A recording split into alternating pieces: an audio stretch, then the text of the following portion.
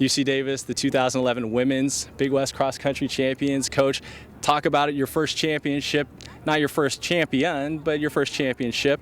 Talk about that, just your thoughts on finally winning.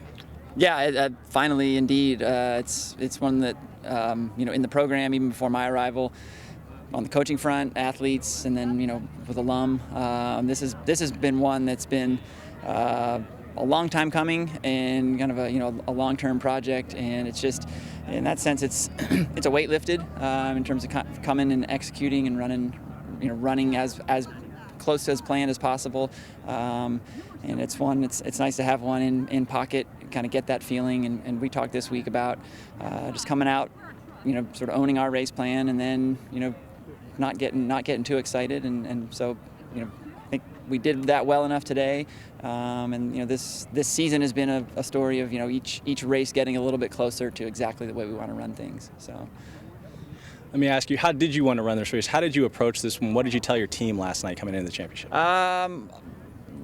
Just reminded them that they were fit, the work is done, and to enjoy today, not to go in and run with too much pressure.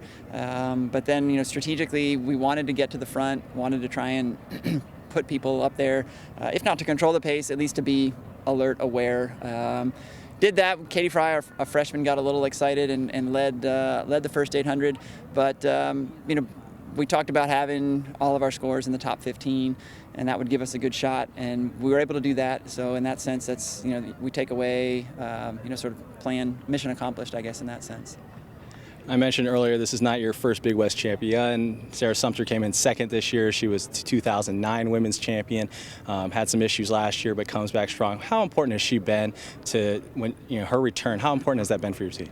Yeah, I think with her, with her medical issues last year, I don't think we were able to put a finger on what that meant to the team, other than it was impactful. And then having her back, I think, kind of opens everyone's eyes and makes us all aware of how valuable she is, both sort of symbolically and then on the course. So yeah, the fairy tale ending today was an individual championship and a team, and we came up one place short of that for Sarah, but she knows one way to run, and that's hard and up front, and she did that today. Came up a little short against a great run from Rosa, but you have to hand it to her. It's inspirational. She's inspirational to be around on a daily basis, and then on a day like today where she lays it all out. But again, today, even from Sarah's mouth, today was all about team, and I think we trade every individual championship for a team plaque on a day like today.